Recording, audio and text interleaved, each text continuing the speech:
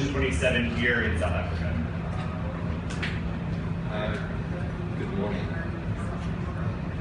One of the things that is not getting enough attention at this International AIDS Conference is the persecution of civil society organizations that is taking place in India and in many other countries in the world.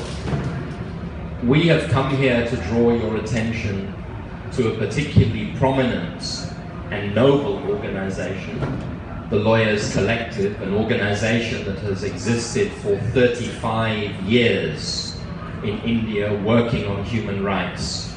But we also want to draw your attention to the fact that the Lawyers Collective is not alone in being attacked.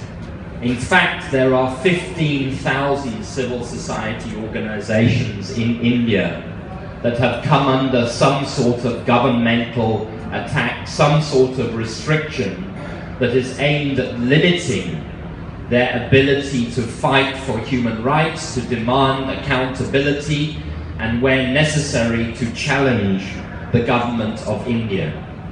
The strategy of the government in India and in China and in Russia and in Israel and in a growing number of other countries is to try to choke these organizations, to try to choke off the funds that are available to these organizations. So we also know that in India, the Ford Foundation is coming under restrictions. The Open Society Foundation is coming under restrictions. The attempt is to choke democracy and choke participatory democracy. Now, Justice Yaqub talked about the objective being to kill lawyers. But the objective to kill lawyers is not a rhetorical exaggeration, it is happening. In Kenya, a human rights lawyer was killed 2 weeks ago, I believe.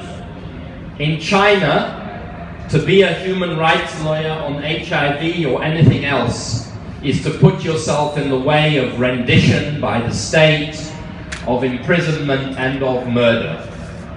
And we are raising these issues because this conference, and in particular the leaders of this conference, should not be silent on this, because civil society has been the engine of the global response to HIV. We would not be sitting here today talking about 17 million people on treatment if it had not been for the lawyers' collectives of the world and many